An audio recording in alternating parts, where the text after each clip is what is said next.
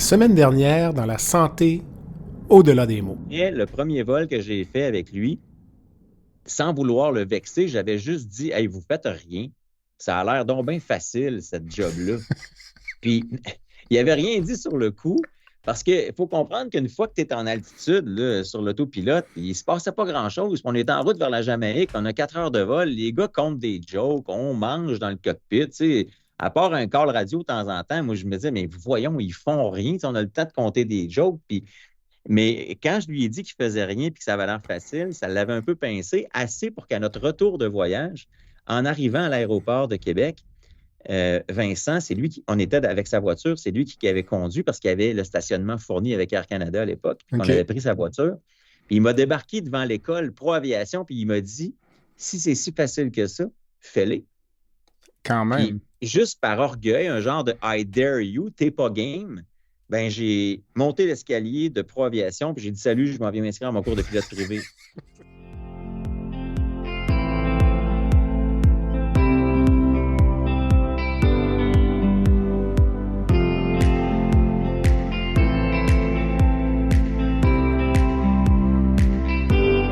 Bienvenue à La santé au-delà des mots. Un rendez-vous avec des gens passionnés du réseau de la santé. Jean-Pierre Gagné, lui-même médecin, vous fera partager sa passion pour le domaine et vous fera découvrir une foule d'invités et d'acteurs clés du réseau.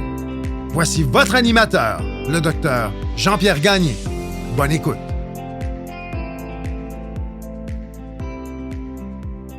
Je reçois, pour la deuxième portion de notre entrevue, M.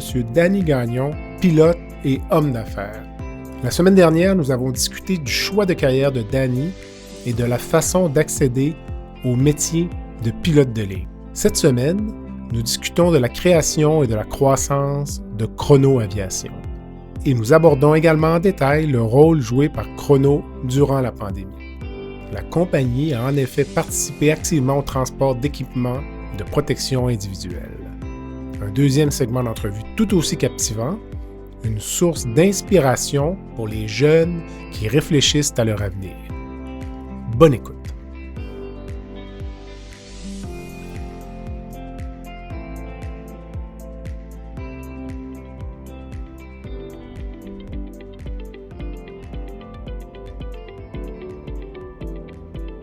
Je prends un court moment pour remercier les commanditaires qui rendent possible la diffusion du balado La santé au-delà des mots. Groupe Conseil Beauchamp-Beaulieu Dessureau-Toupin, associé à la financière Banque nationale Gestion de patrimoine, Rempart Neurophysiologie, le groupe TIGE, Eurofin Environex et Go Mouton.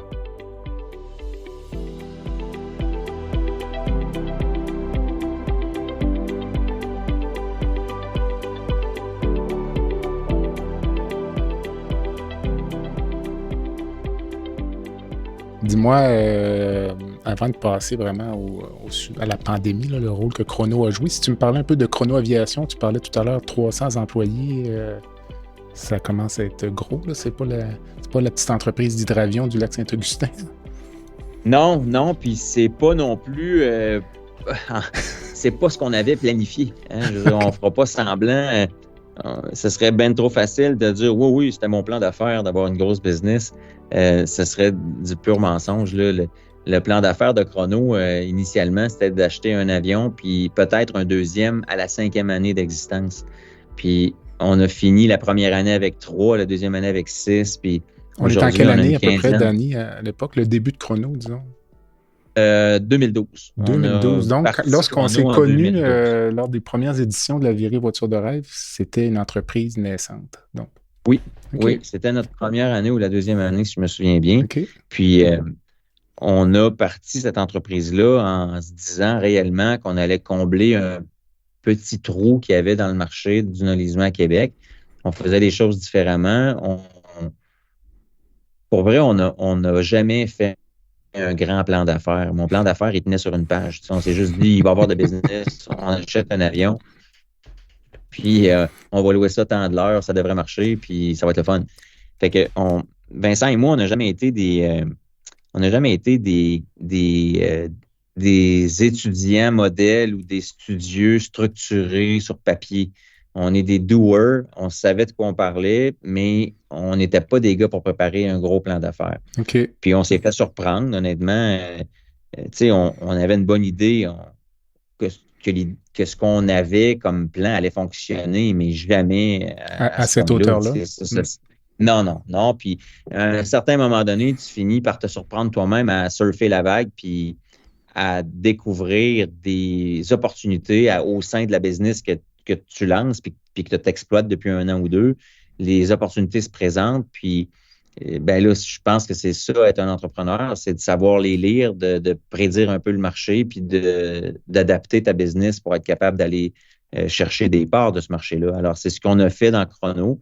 Puis, tu sais, c'est ça. À un certain point, je me souviens, en 2014, là, on avait peut-être 6-7 avions.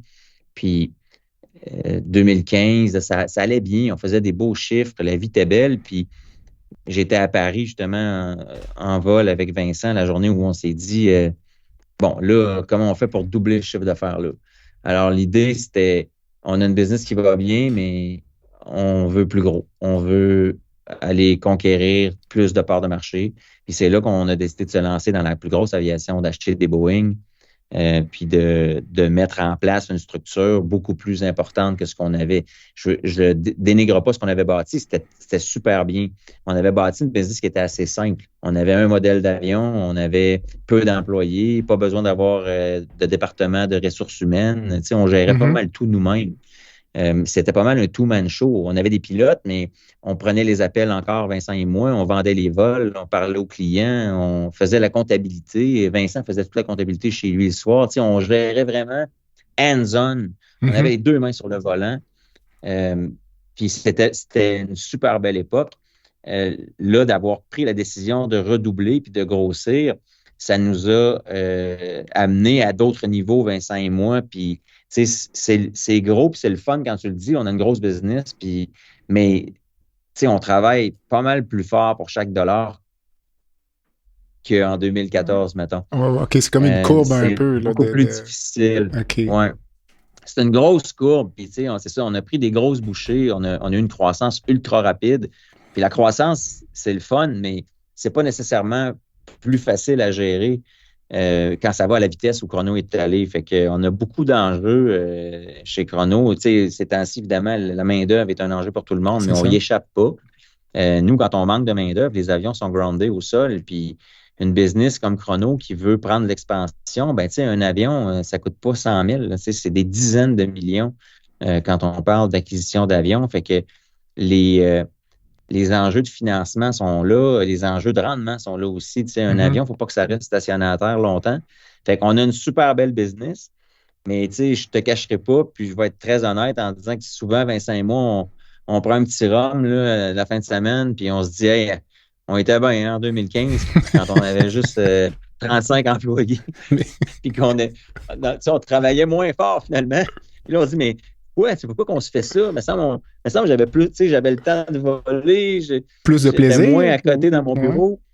Plus de plaisir à l'époque. Oui, dans un sens. Oui, plus de plaisir. Tu sais, les 2 gars qui se sont dit, on va piloter ensemble, puis on va se partir en avion, puis quand on n'aura pas trop de vol, on va prendre l'avion pour aller en Floride ensemble avec notre avion, ça va être malade. Ben, les 2 gars qui se sont dit ça en 2012, quand ils ont parti, là, ils sont encore là en dedans, mais on n'a juste plus le temps. On n'a pas le temps de faire ça. On n'a pas le temps de s'amuser autant qu'on le voudrait. Fait que, c'est comme... j'imagine que c'est pas parce que c'est nous autres. N'importe quel gars d'affaires va te dire ça, mais on s'est fait prendre un peu à notre propre jeu. Puis, on est super content, comprends bien ce que je dis. Moi, je suis super content de ce qu'on a construit. Puis, je suis obligé de te dire que je dis encore à tout le monde qu'on va redoubler Chrono dans les 3 prochaines années. Quand même. Fait que mon côté entrepreneur, il est plus fort que mon côté petit gars qui voudrait avoir le temps de jouer et de s'amuser. Puis mon côté entrepreneur, pour moi, c'est ce qui me motive. C'est mon nanane le matin. C'est ce qui me donne le goût de me lever puis d'aller à la guerre. Puis je le sais que je peux, quand je vois le potentiel, puis je sais que je peux doubler la compagnie, ben je m'en voudrais jusqu'à ma mort de ne pas l'essayer et de ne pas le faire. Fait que, c'est comme sur un fil de fer. Il y a une partie de moi qui dit go, go, go, go, on redouble ça. Puis il y a une partie de moi qui se dit des fois, hey, on serait bien avec juste 2 avions puis 6 employés.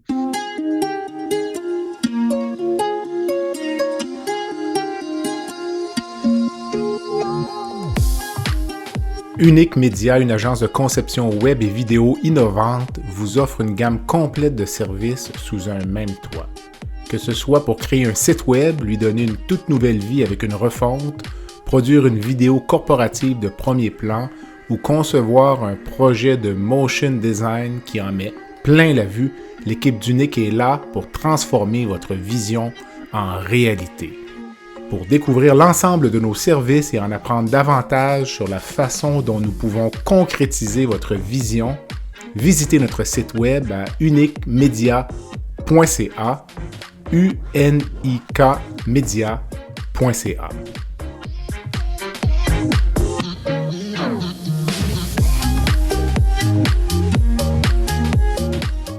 J'ai une question, si c'est pas indiscret, mais ça me fascine. La mise de fonds initiale pour partir cette compagnie-là en 2012-2013, si ce n'est pas confidentiel, là, j'imagine que ça prend un peu de capital. Ah non, mais en fait, je ne suis pas gêné, puis je l'ai dit plusieurs fois. Vincent et moi, quand on a parti Chrono, là, on n'avait pas de sous, on n'avait pas d'argent. On a dû mettre quelque chose comme 50 000 $ chaque.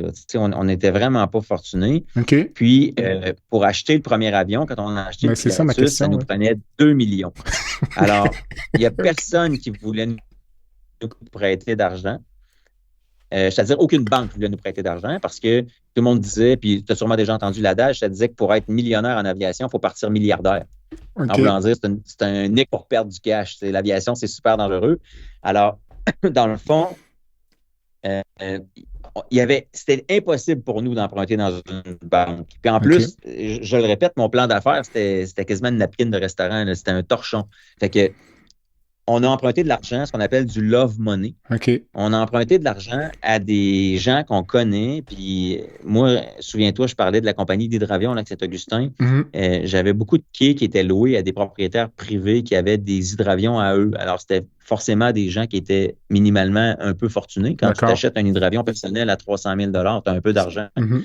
Alors, il y a beaucoup de ces gens-là que je servais. Je m'occupais d'eux comme si c'était mes parents. Je lavais les avions, je mettais de l'essence dans leur avion. Je m'occupais de ces clients-là.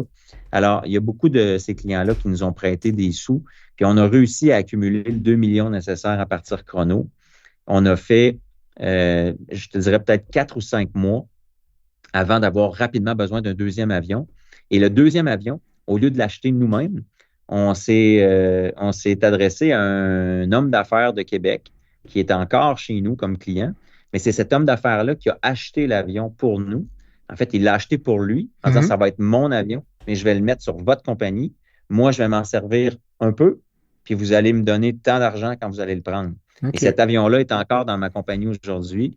Et ce businessman-là de la Ville de Québec est encore un de nos anges parce qu'on a un avion qui ne nous appartient pas, qui est dans notre flotte. Mais une fois qu'on a eu le deuxième avion, nos chiffres ont doublé. Évidemment, j'avais 2 avions à louer au lieu d'un seul. Et après la première année, on avait des chiffres extraordinaires. Et là, les banquiers, c'est comme ça que ça marche dans la vie. On dit souvent des banquiers qui te prêtent de l'argent quand tu n'en as pas besoin. Puis quand tu en as besoin, ils viennent te le chercher. Là, ils t'enlèvent ton parapluie quand il pleut, finalement. Alors, c'est exactement ça qui s'est passé dans notre cas. Les banques se sont mis à faire la file pour nous prêter des sous. Puis Chrono a pris son expansion parce que les banques étaient derrière nous.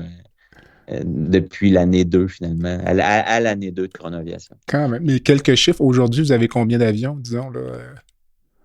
On a une quinzaine d'appareils en vol. OK. Du Pilatus PC-12, qui est un appareil de 9 passagers. On a du Beechcraft 1900D, qui est un Regional Commuter. C'est un avion de 19 sièges. On a du Bombardier Dash 8, 37 sièges.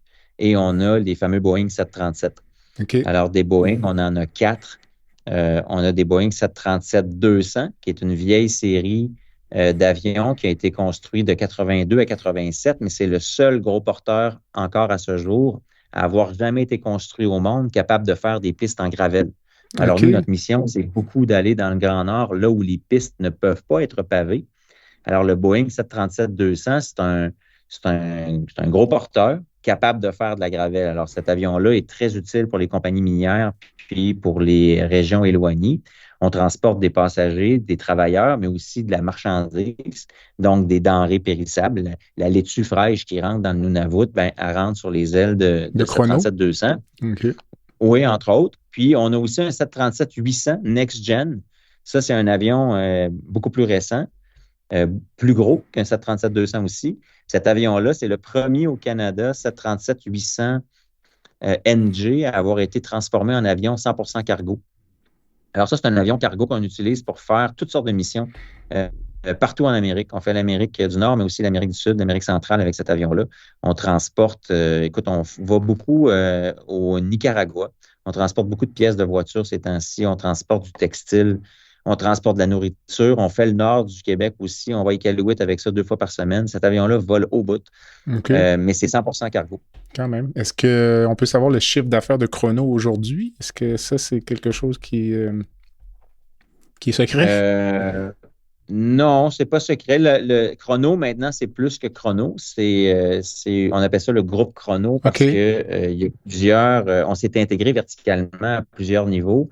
On a une entreprise qui s'appelle WAS Aerospace, qui est la compagnie de maintenance aéronautique. Donc, on offre des services de maintenance. Évidemment, on sert Chrono, mais on sert aussi des clients externes. On a une compagnie qui s'appelle Lux, Lux. Lux Ground Services, c'est une compagnie qui offre des services à l'aviation générale d'affaires. Donc, on vend de l'essence, on s'occupe des services au sol, des givrages des avions. OK. On fait les repas qui vont dans les avions. Quand même. Alors, le combiné du groupe Chrono pour, disons, la prochaine année, on vise autour d'une centaine de millions de chiffres d'affaires. Quand même. C'est remarquable. Avant qu'on... C'est passionnant, là, mais avant qu'on passe vraiment à la pandémie, là, puis le rôle de Chrono, puis comment vous avez vécu ça, peut-être en quelques minutes, où vois-tu l'aviation commerciale dans 20 ou 30 ans avec les changements climatiques? J'écoutais Oliver Stone en entrevue récemment, qui a fait un documentaire sur le nucléaire. Lui, il parlait peut-être même que les avions carburent au nucléaire. Là. Toi, tu vois ça comment dans 30 ans? Là? Tu vas être retraité? Écoute, je suis pas ingénieur, mais ce qui est certain, c'est qu'actuellement, parce que WAS Aerospace est impliqué dans un projet majeur avec le gouvernement du Canada, Pratt & Whitney, puis plusieurs partenaires, où il y a de l'électrification qui s'en vient dans les avions. Fait que ça, c'est un incontournable, un peu comme on le voit avec les voitures. Est-ce que j'y crois? La réponse, c'est pas tant. OK. Je suis pas du tout un fan de l'électrique. Je suis pas certain que c'est éco-responsable autant qu'on le prétend. Parce qu'on entend de plus en plus parler, puis je pense qu'il était temps de ce que ça implique pour créer les batteries, puis de l'impact de celles-ci. Là. Donc, je ne suis pas certain que l'avenir passe tant que ça par l'électrification, mais c'est là où on est aujourd'hui. Donc, si on me demande dans un avenir de 5 à 10 ans, je pense qu'on va avoir des avions qui seront des hybrides. Okay. On va avoir donc une partie d'électrification pour réduire les émissions en croisière, entre autres. Je ne pense pas qu'un avion pourrait décoller sur de l'électrique, mais je parle de gros porteurs, évidemment. Je ne parle pas des petits appareils où peut-être qu'on verra de l'électrique à 100% même rendu là pour un 2 places, un 4 places, mais si on parle d'un Boeing qui t'amène au Mexique, là, peut-être donc de l'hybride, mais ultimement, j'ai peut-être plus confiance à un avenir moins polluant avec des nouvelles sources de carburant, peut-être de l'hydrogène. J'aurais plus tendance à penser qu'on risque de voir de notre vivant, je parle de toi et moi, mettons, à l'âge qu'on a, on risque de voir ça de notre vivant plus que du nucléaire. Je ne dis pas que le nucléaire est impensable parce que s'ils le font pour des sous-marins puis des porte-avions, ils sont capables de le faire pour d'autres utilisations. Mais est-ce qu'on va voir ça de nos yeux d'ici 30 ans? Je ne suis pas certain, mais je m'attends à ce qu'on voit assurément. Tu sais, il y a déjà une prise de conscience incroyable d'à peu près toutes les compagnies à l'effet que il y a une compensation qui doit être faite pour les gaz à effet de serre puis l'effet écologique de ces avions-là. Est-ce que ça va ralentir l'aviation? Au contraire, l'aviation est en explosion. Il y a de plus en plus de monde qui voyage, de plus en plus souvent, de plus en plus loin. Ça devient culturel de voyager. Les jeunes d'aujourd'hui sont encouragés à le faire encore plus jeunes qu'à l'époque. Puis c'est de plus en plus normal et de plus en plus accessible parce que c'est abordable de voyager plus que ça l'était. Je parle de billets d'avion. Puis là, attention de ne pas me faire mentir cette année parce qu'évidemment, les compagnies aériennes sont un peu toutes en train de se reprendre pour les années de crise qu'on a eues. Mais les compagnies à low cost un peu partout, dans le sens qu'il y en a de plus en plus. Les prix vont baisser éventuellement. Au Canada, on en a déjà 3. Là. Ben oui, c'est fair. Fait que on n'avait pas ça back in the days, puis ça démocratise énormément le voyage. Alors, je pense que le nombre d'appareils puis l'aviation va augmenter. Autant maintenant que les besoins en avion privé aussi augmentent. Il y a de plus en plus d'argent. Il y a de plus en plus de gens fortunés. J'aimerais expliquer comment, parce que j'aimerais ça être capable de faire de moi un gars fortuné aussi. Mais c'est-tu la bourse? Est-ce que c'est les new tech? Mais tu sais, il y a des jeunes riches. C'est l'enfer. Là. Moi, je suis épaté des appels qu'on reçoit de gens qui décident, juste parce qu'ils ont les moyens, de ne pas aller en Floride avec Air Canada, mais de le faire en private jet. C'était réservé aux 0,0001% de la population à l'époque. Puis là, on dirait qu'il y a minimalement un bon gros pourcent de la population qui est capable de le faire. Puis je m'attends à ce qu'il y ait 5% dans 15 ans des gens qui vont voyager en private jet parce que l'argent coule à flot. Alors, c'est soit que les riches s'enrichissent ou qu'il y a des nouveaux riches. Ou j'ai de la misère à l'expliquer, mais je suis impressionné de voir à quel point il y a de l'argent. Puis, tu sais, il faut avoir des chums dealers automobiles aussi pour apprendre qu'il y a 20 ans, à Québec, ils se vendaient 22 Porsche par année, puis aujourd'hui, ils en vendent juste dans la ville de Québec 150-200. Je veux dire, l'argent est là, tu sais, il se fait à quelque part. Alors, je crois que l'aviation a un avenir encore en or pour plusieurs décennies.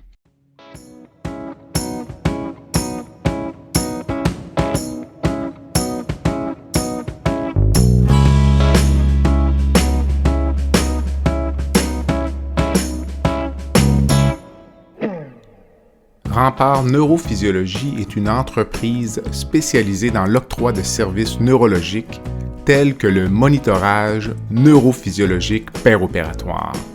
Plusieurs chirurgies comportent des risques de complications neurologiques graves, mais avec Rempart, ces complications sont réduites à moins de 1%. Rempart est votre ange gardien en salle d'opération. Rempart, c'est aussi des services volants en électrophysiologie médicale, vitesse de conduction nerveuse dans le syndrome du tunnel carpien, la radiculopathie ou la neuropathie périphérique, potentiels évoqués aux soins intensifs, électrocardiogramme dans les résidences pour personnes âgées. Pour les besoins particuliers de votre hôpital, votre clinique ou votre centre de soins, contactez Rempart Neurophysiologie à info@rempartneuro.ca. C'est à info@rempartneuro.ca. Dis-moi, Danny, tu parlais tout à l'heure ton propriétaire de jet privé au début 2020, la pandémie frappe, donc l'avion est cloué au sol. C'est là que tu as un peu mis de côté le pilotage, mais quand ça a frappé la pandémie au printemps 2020, avez-vous craint de perdre la compagnie ou Parce que là, tout a arrêté? Oui puis non. Okay.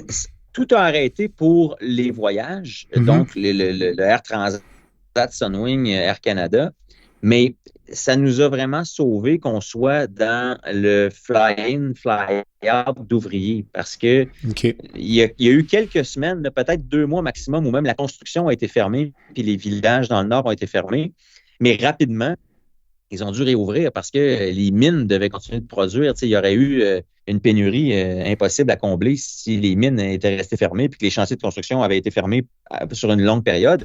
Donc, c'est sûr que oui, les premières semaines, quand ils ont annoncé qu'ils fermaient tout, on a été extrêmement craintifs parce que si ça avait perduré, évidemment, ça aurait pu être la fin de chrono très rapidement. Tu sais, je parlais tantôt des investissements, les paiements mensuels, je veux dire, c'est énorme. Là. Fait que si les avions ne volent pas, si ça va vite, tu crées un gouffre qui est difficilement comblable par la suite. Pour ce qu'on faisait, tu sais, si j'avais fait des vols dans le sud, je le répète, ça aurait été une catastrophe. Transat a eu besoin de 700 millions pour se relever, puis des milliards chez Air Canada, alors Chrono aurait assurément jamais survécu à ça. Mais parce qu'on était dans le charter au Québec, dédié à des travailleurs essentiels principalement, ça nous a grandement sauvés. Je ne dis pas qu'on n'a pas été impacté parce que ça fait 3 ans passés, puis on vit encore des impacts chez Chrono de la crise à plusieurs niveaux. Notamment, les banques nous ont quittés parce que l'aviation est devenue un monstre pour les banques qui ont soudainement eu peur de l'aviation. Ça nous a fait réaliser que les banques n'ont jamais compris notre business case réellement parce que, comme je l'ai dit, alors que les compagnies qui vendent des voyages dans le Sud étaient groundées puis étaient au bord du gouffre, bien, nous, on volait encore même plus qu'avant parce qu'on faisait du transport de services essentiels. Alors, notre business case n'a jamais changé, mais les banques ont comme tiré un trait sur l'aviation. Alors, ça a compliqué beaucoup. Encore aujourd'hui, ça complique beaucoup notre croissance parce que autant on avait accès à beaucoup de fonds de façon assez simple, je dirais, parce que les performances sont là. Mm-hmm. Là, tout d'un coup, c'est devenu très difficile parce que les banques ont peur énormément de l'aviation, ont peut-être peur d'une autre pandémie qui pourrait cette fois-là achever plusieurs compagnies qui se tiennent encore debout. Alors, tu sais, on ne l'a pas eu rose. On a survécu. Sans aide, hein, parce que nous, on n'a pas eu accès à des subventions comme les grandes compagnies aériennes. Donc, on est très fiers d'avoir réussi à survivre à cette crise-là. Mais tu sais, on a été aussi, comme je l'ai dit, beaucoup aidés ou chanceux d'être dans le bon créneau. Mm-hmm. Parce au bon moment. Si on avait, c'est ça. Si on avait été dans un créneau différent, là, on aurait probablement eu bien de misère à passer à travers. Le podcast La santé au-delà des mots est une présentation du groupe conseil Beauchamp, Beaulieu, Dessureau, Toupin de la financière Banque nationale Gestion de patrimoine. Comme nous croyons que la santé financière fait partie de la santé globale, nous sommes heureux de nous joindre au Dr Jean-Pierre Gagné pour vous souhaiter une bonne saison de La santé au-delà des mots. Tu veux lancer ton propre podcast mais tu ne sais pas comment t'y prendre? Pas de problème. Mouton Marketing peut t'accompagner de la conception au lancement. Envoie ton idée de podcast à bonjour@gomouton.com, bonjour@gomouton.com. L'univers du podcast t'attend.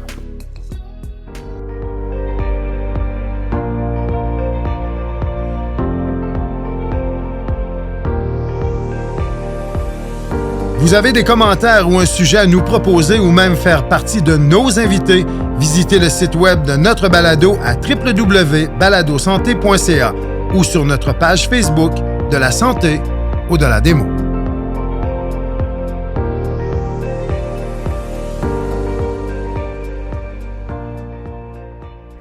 Le journaliste Alec Castonguay a écrit un livre qui s'appelle « Le printemps le plus long ». C'est un livre que je recommande. D'ailleurs, j'ai comme projet de rencontrer M. Castonguay pour un balado au cours des prochaines semaines. On s'est parlé 3-4 fois cette semaine, puis on cherche le moment. Mais le livre, je le recommande fortement. Mais en lisant le livre, finalement, on réalise que c'est un petit monde parce que Chrono Aviation est mentionné dans le livre.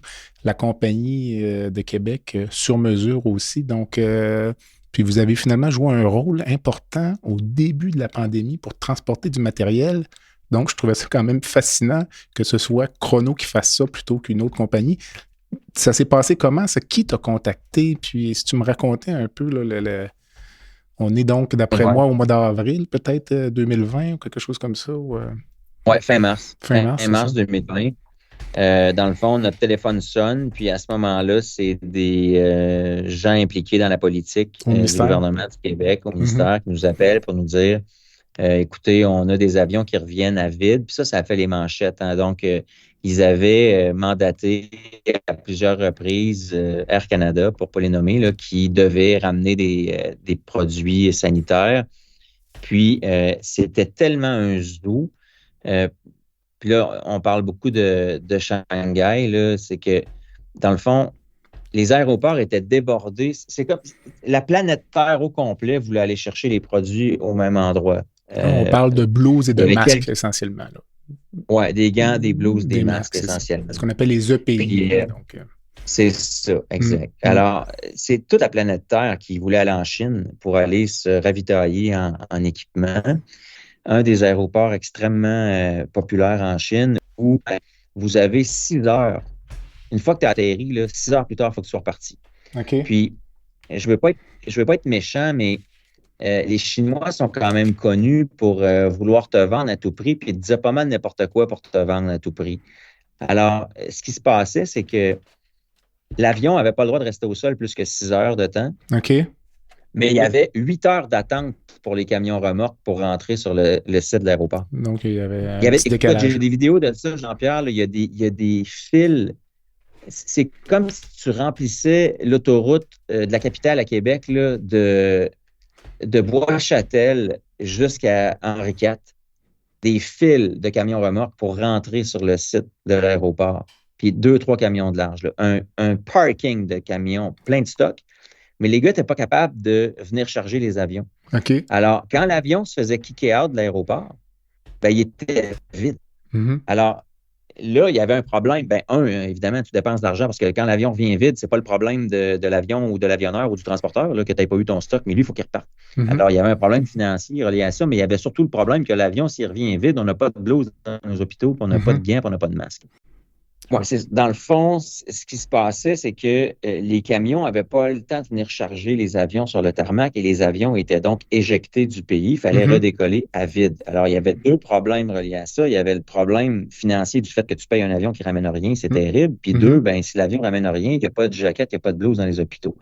Alors, quand le gouvernement nous a appelés, nous, c'était pour voir si on pouvait faire du charter avec un peu plus de flexibilité.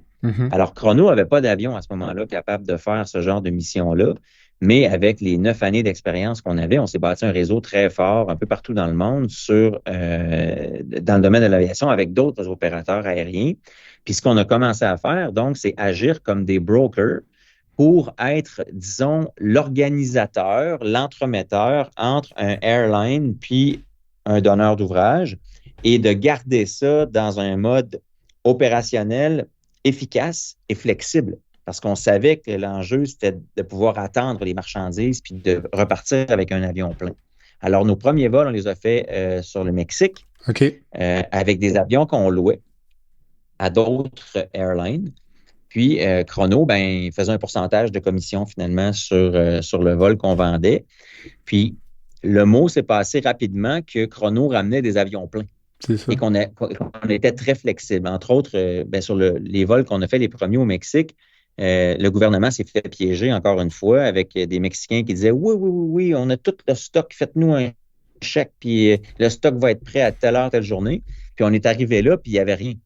Alors là, le gouvernement a fini par nous dire, parce qu'ils étaient habitués dans les semaines précédentes de ramener des avions vides, puis on dit bon, on s'excuse, c'est pas de votre faute, on s'est fait berner, on n'a pas la marchandise, revenez. Et nous, c'est là que Chrono a fait une différence. On a dit non. Chrono, on ne vient pas à vide. Fait qu'on va attendre, faire des téléphones, puis donnez-nous donc vos contacts. On va mettre de la pression. OK. Donc, on va faire affaire avec des gens qui vont aller s'occuper de s'assurer qu'on va remplir l'avion de stock. OK. Alors, on agissait comme des...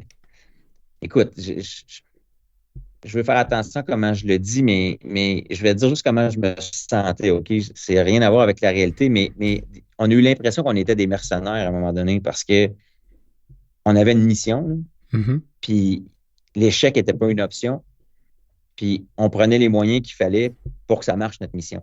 Fait qu'on allait plus loin que ce que le client demandait parce que si le client me donnait le numéro de son fournisseur, ben ça se pouvait que le fournisseur, il se fasse dire « Hey, va falloir que ça se passe. » Mais mettons, si on revient à l'épisode de Mexico City qui est relaté dans le livre, là, où vous avez décidé de passer 3 jours essentiellement là, à attendre. Oui, exact. Es-tu allé chez le fournisseur? Je veux dire, on est au Mexique, là, ça peut être dangereux. Exact. Limite, mais oui, on a tout fait ça. Premièrement, on a convaincu l'airline qui nous servait d'attendre, ce qui ne se faisait pas. Donc, on a gardé l'équipage au sol, on a loué des hôtels, on a gardé du monde au sol. On a permis donc au gouvernement de travailler son dossier puis d'essayer de faire sortir l'équipement. Puis oui, à un certain point, on a commencé à offrir d'aller s'en mêler sur place. Ce qui n'est pas sans risque. D'aller dire non, mais je veux dire, on a un avion cloué au sol là avec un chèque qui a été viré par le gouvernement. Je veux dire, on est quand même en droit d'exiger de repartir avec ça pour quoi on a payé. Tout à fait. Alors, bref, ce premier coup-là, disons, a été extrêmement bénéfique pour la réputation de Chrono parce que là, le gouvernement a fait comme « Wow, OK, ça, c'est de la flexibilité. Puis, c'est ce que je vends, Chrono, c'est ça qu'on vend à nos clients. Quand on vend un charter à quelqu'un, la différence entre prendre un billet d'avion puis louer l'avion, c'est quand tu loues l'avion, c'est toi le boss.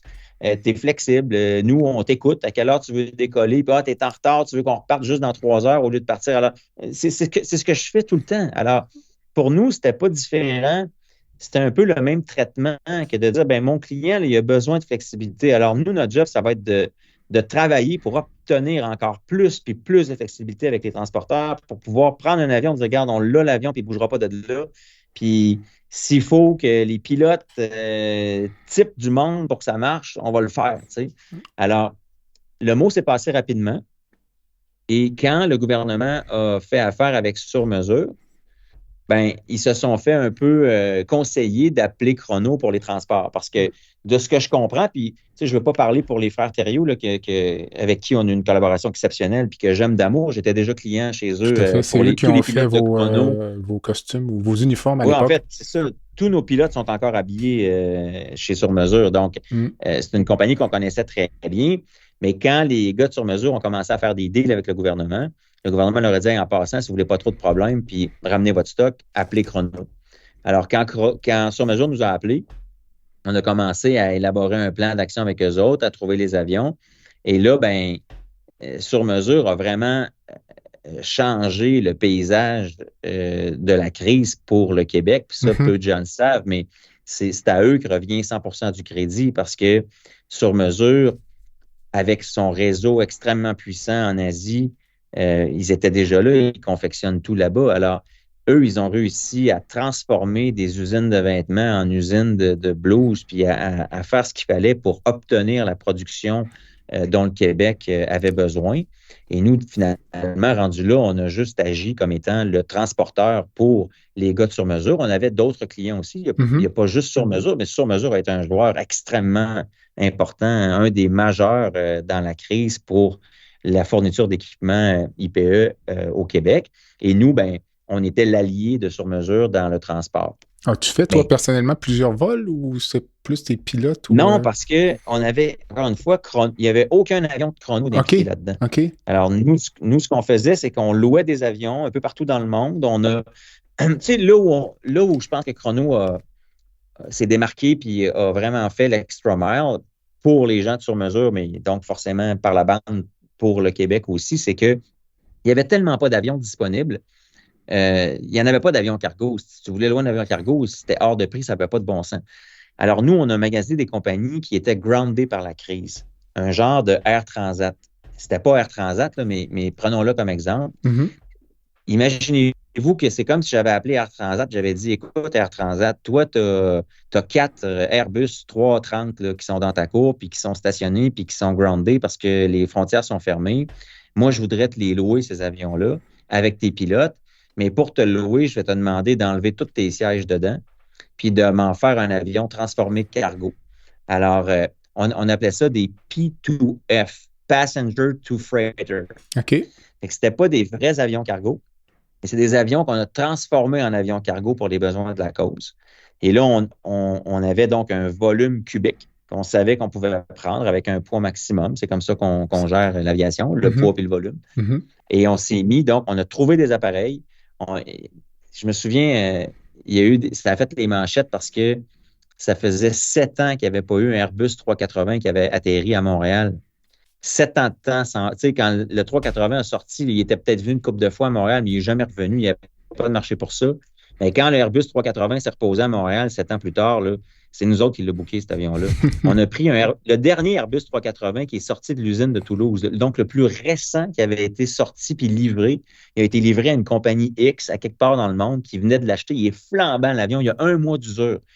Quand on a appelé la compagnie pour leur dire « On voudrait que vous enleviez tous les sièges de votre Airbus 380 », ils nous ont raccroché au nez. Vous êtes malades. Évidemment, faire ça. Ils ont dit « Écoutez, on est très sérieux. Tu sais, si vous êtes sérieux, envoyez-nous 100 000 pour le prouver. » On vire 100 000. Faites « OK, ils sont sérieux. Il faut qu'on enlève les bancs là-dedans. Okay. » Fait que, on a été très créatifs, disons, pour trouver les appareils puis pour que ça se passe, faire arriver la marchandise qu'il fallait qu'il arrive au Québec. Alors, notre mission, ça a été vraiment de jouer les brokers. Puis ça l'a beaucoup aidé Chrono parce que tout ce qu'on perdait avec... Parce que, tu sais, je disais tantôt, on était sauvés parce que les minières ont continué, puis la construction a continué, mais il y a quand même énormément de vols qui ont arrêté, parce que les régions, parce que l'interrégional était fermé, parce que les frontières étaient fermées. Il y a beaucoup de vols que Chrono fait dans sa business d'envie, qui est d'aller à New York, à Boston, des gars d'affaires. Il n'y avait plus rien de ça. Alors, on a réussi à combler, disons, notre manque à gagner créé par la crise. Là, on a réussi à le combler pas mal avec la créativité qu'on a eue de s'impliquer dans les vols cargo sans même avoir d'avion cargo. Puis c'est ça aussi, tu sais, quand je disais tantôt, la job d'entrepreneur, c'est de saisir les opportunités, puis c'est de les flairer, puis de les voir, puis de s'adapter. Mais quand on a commencé à faire ça, puis qu'on a développé un réseau très fort dans le cargo, on n'avait jamais fait ça de notre vie, du cargo, là. Ben là, on a décidé de se lancer dans le cargo. Puis c'est pour ça que il y a 18 mois, on a mis en service le premier 737 NG Freighter au Canada parce qu'on s'est dit, OK, il y a un marché dans le cargo, puis Chrono va se lancer dans le cargo pour expandre encore nos parts de marché dans le pays, puis être capable de croître. Alors, c'est pas étranger à cette crise-là. La crise nous a réveillés sur un aspect qu'on n'avait jamais évalué, qui était le cargo. Puis, c'est ça, on a finalement décidé de poursuivre là-dedans, mais disons que notre expertise puis nos premières armes de cargo, on les a fait grâce à la crise, puis principalement beaucoup grâce à la confiance que les gars de Sur-Mesure ont eue envers nos services. On ne se réjouit pas du malheur des autres. Là, évidemment, la pandémie, c'est une catastrophe là, dont on se serait passé, mais j'ai comme l'impression que cette crise-là, ça a été comme une tempête parfaite. Ça prenait une compagnie comme Chrono pour être capable de, comme on dit en bon québécois, de se revirer sur un 30 sous. Là. Donc, c'est peut-être ce qui faisait que vous pouviez faire ça puis qu'une plus grosse compagnie ne pouvait pas le faire à cause des structures peut-être qui seraient en place dans des grandes entités. Un peu la même chose pour Sur-Mesure aussi. Je pense qu'un de tes amis là, chez Sur-Mesure, je pense que c'est presque une vision qu'il y a eu la nuit là, de dire c'est vrai, on a des fournisseurs en Chine. On est capable de faire ça rapidement. Là. Oui, non, écoute, c'est sûr que si j'avais à choisir, je préférerais qu'on ne l'ait jamais eu. Parce que je disais tantôt, on a encore des conséquences de ça, mais je suis obligé d'admettre que la crise a été quand même bénéfique sous plusieurs angles pour notre entreprise parce qu'elle nous a permis de se développer, elle nous a permis de penser en dehors de la boîte. Puis on se considère aussi privilégié d'avoir pu jouer le rôle parce que, tu sais, je comprends même encore un peu mal comment le premier appel est rentré chez nous. Tu sais, je fais juste me dire à quel point il fallait qu'il y ait un désespoir pour que ça finisse par arriver chez Chrono, cet appel-là. Tu sais. Si Air Canada ne peut pas faire quelque chose d'habitude, je m'attends à ce que Sunwing peut-être ou Air Transat reçoivent l'appel. Tu sais, puis je me dis qu'ils l'ont probablement eu. Puis comme tu viens de dire, c'est la beauté d'un, tu sais, on dit souvent un petit bateau, ça sort plus vite qu'un gros bateau. Là. Ben, je pense que c'est le fait qu'on n'était justement pas une trop grosse entreprise, qu'on était capable de se revirer de bord, puis qu'on est bon là-dedans, puis qu'on aime ça. Tu sais, je disais tantôt, je me sentais comme un mercenaire. Là, ben, on était vraiment une petite cellule dans la compagnie qui gérait ce département-là, puis tu sais, c'était capoté là, parce qu'on travaillait sur le fuseau horaire de la Chine, c'est le fuseau horaire opposé au nôtre. Là. Fait que nous, la journée normale, on faisait notre job, là, mais rendu à 6 heures le soir, la Chine se réveillait.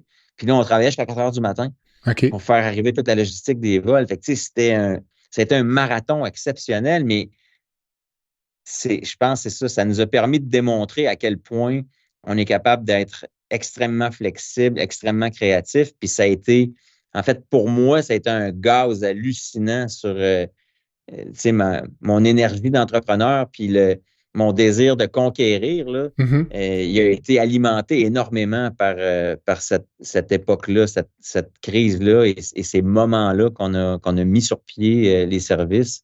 Ça a été extrêmement grisant.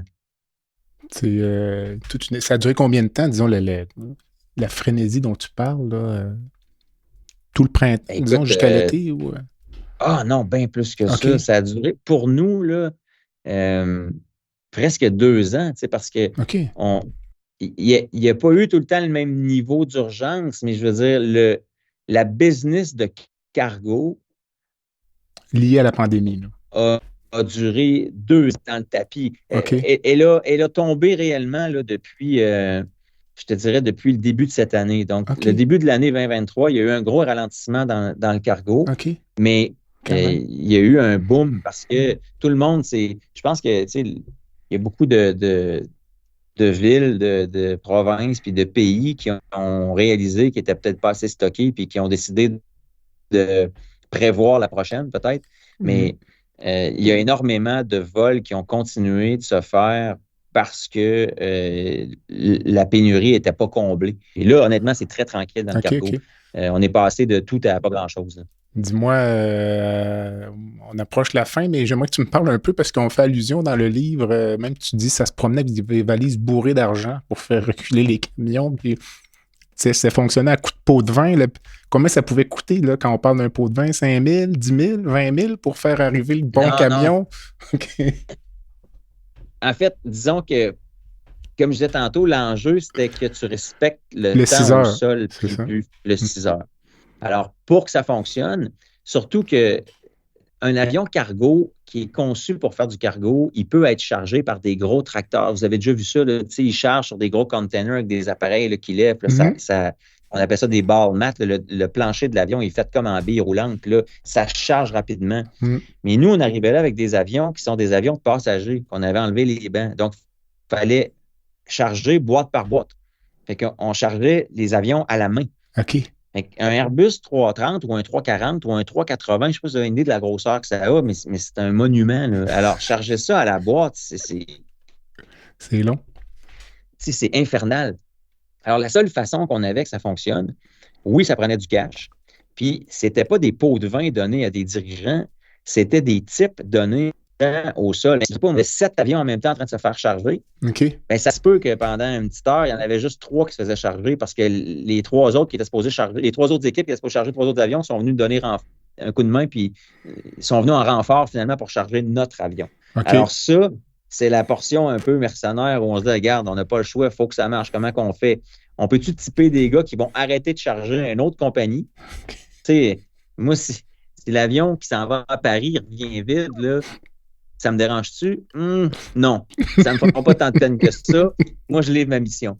Alors, c'est comme ça que ça s'est joué, là, les moments les plus toughs, là, où il a fallu, disons, mettre une pression. C'était ça. On avait des pilotes qui avaient de l'argent sur eux assez pour être capables de faire en sorte que l'avion repartait avec sa marchandise. Quand même, c'est toute une époque. Écoute, c'est un récit fascinant, donc puis vous êtes vraiment bien tiré de ça. Écoute, Danny, on achève cette super entrevue.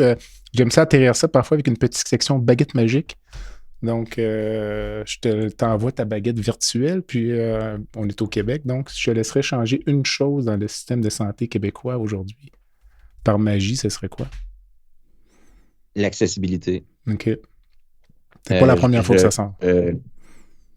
Non, mais en fait, je serais pour, ça fait longtemps. Puis je pense qu'on est en train d'y arriver par la force des choses, mais j'ai toujours été en faveur d'un système à 2 vitesses, d'un ticket modérateur, parce que de toute façon, les gens qui ont les moyens de se faire traiter décident de le faire, puis on le voit de plus en plus avec l'arrivée de la multitude de cliniques privées un peu partout dans la ville. Je suis un client moi-même de cliniques privées, puis j'ai aucun problème à continuer de l'être si ça laisse de la place à des gens qui ont besoin du système public. Je pense que c'est un win-win pour notre système de santé. Puis, dans les cas majeurs, si le système est dédié à faire sa job, je pense qu'on a un système performant comme nulle part ailleurs. Je veux dire, le niveau de service que le Québec offre est phénoménal. Dans la qualité, je parle de l'acte, le talent qu'on a au Québec est phénoménal. On a juste de la difficulté à le gérer. Et malheureusement, comme tout ce que notre gouvernement gère, c'est mal géré. Je pense que s'il y avait une gestion plus saine de l'accès, il y aurait moyen de mettre nos talents à contribution peut-être un peu mieux. Je ne dis pas que les talents ont besoin d'être meilleurs. Je répète, je pense qu'on a le top niveau au Québec en frais de talent, mais on a un problème de gestion du système. Tu sais, on parlait des blues tantôt. Là, il y a tellement d'argent qui se gaspille, puis il y a tellement de de gens qui gèrent, qui à mon sens, je ne le dis pas méchamment, je vise personne, mais je trouve ça dommage que les gens qui sont à la tête souvent d'énormes départements, tu sais, le système de la santé, là, c'est comme gérer une méga entreprise. C'est pas une petite entreprise. Non. Mais je trouve qu'on met des gens dans des positions qui n'ont même pas l'expertise d'avoir géré un couche-tard. Puis que la fonction publique t'a amené finalement à gérer une entreprise qui est gigantesque sans nécessairement avoir le thinking entrepreneur pour aller chercher de la performance, puis du rendement, puis un service à la clientèle exceptionnel. On dirait qu'il n'y a personne assis sur le bout de sa chaise. Il n'y a personne qui a le couteau entre les dents pour que ça marche. Parce que ça marche ou que ça ne marche pas, ils ont leur job et leur pension à la fin. Ça me dérange, ça, la façon dont le système fonctionne. À suivre. Si tu pouvais rencontrer une personne dans le monde, vivante ou décédée, pour peut-être aller faire un tour d'hydravion dans ton cas? Ou... En fait, ma réponse va peut-être être cliché, mais je suis zéro groupie dans la vie. Puis, il n'y a personne en particulier que je rêve de rencontrer. Moi, je rencontre énormément de gens qui m'impressionnent quotidiennement. Puis, j'aimerais avoir plus de temps pour rencontrer plus de ces talents-là qu'on a autour de nous. Je suis inspiré par une tonne d'entrepreneurs au Québec, dans notre cours. Je suis inspiré par une tonne d'humains qui font plus que ce qu'ils pourraient ou devraient faire, dans le sens que, puis tu sais, sans te lancer des fleurs, Jean-Pierre, t'es chirurgien puis tu fais un podcast. Tu n'as pas besoin de ça dans la vie, right? Alors, je suis inspiré beaucoup par ces gens-là qui font le double effort, qui sont impliqués. Puis, alors, j'ai pas de vedette dans ma tête où je me dis, wow, lui, tu sais, j'ai même pas envie de répondre que j'aurais aimé rencontrer un Steve Jobs, Elon Musk. C'est pas ma tasse de thé. Je suis plus impressionné par des gens qui font de grandes choses puis dont on ne parle pas assez. Puis, tu sais, on parlait des frères Thériault. Ça, c'est deux héros pour moi, québécois, qui, malgré le livre, sont restés quand même dans l'ombre, qui ont une super business au Québec. Tu sais, je suis beaucoup inspiré par l'entrepreneuriat puis par l'effort humain des gens qui s'impliquent. Alors, j'ai personne en particulier, j'ai juste une tonne de monde que je n'ai pas encore rencontré, que je souhaite rencontrer autour de moi. Excellente réponse. Est-ce que tu supportes une fondation ou une cause en particulier? Ou... Plusieurs. La Fondation du CHU, évidemment, à plusieurs niveaux. La neurochirurgie, parce que ils m'ont sauvé la vie carrément en 2008. La virée des voitures, ça va toujours être pour moi. J'ai une passion de voiture, mais j'ai aussi une passion pour le service hospitalier. Je pense que c'est important que les entrepreneurs qui peuvent se le permettre investissent et fassent une différence. On a supporté récemment le centre mère-enfant. Chrono a fait une grande campagne pour participer à l'achat d'un incubateur de transport. Puis c'était même pas pour l'aviation, c'était pour les enfants en bas âge, les bébés qui doivent être transportés souvent dans les grands centres comme Québec, mais qui viennent des régions éloignées. On en avait juste un. La Fondation de l'Alzheimer, le Petit Blanchon. Il y a plusieurs fondations. Chrono, depuis le jour 1, on a toujours été un soin corporatif très actif. La plupart des causes qu'on supporte sont reliées de près ou de loin à la santé. Puis en fait, c'est même pas de lien, on fait entrevue ensemble, puis je le réalise dans te le disant, mais la plupart des causes qu'on supporte, on supporte la fondation Pédalons avec Louis pour l'obésité, entre autres. Puis c'est un gars de Québec qui a parti ça, puis qui donne finalement, encore une fois, aux hôpitaux de Québec. La Fondation Véro et Louis à Montréal. Pour l'autisme. Qui vient en aide. Exact. Alors, je réalise finalement, tu sais, je ne m'étais jamais assis avant que tu me poses la question à me demander, ouais, on a-tu une directive d'entreprise, mettons, sur qui on veut encourager? J'ai jamais eu besoin de faire ça. On est souvent sollicité, la Fondation Cerveau à Québec, entre autres. On est souvent sollicité, la Fondation de l'Hôtel-Dieu de Lévis. Alors, tu vois, j'y pense, là, puis je me rends compte qu'OK, finalement, je n'ai jamais donné de directive claire, mais on est énormément dans les soins de santé pour nos supports. Dans les sports, on essaie d'être là avec des jeunes sportifs de la région aussi, quand les occasions se présentent. Mais force est d'admettre que la santé est assurément un de nos bons chevals de bataille aussi chez Chrono.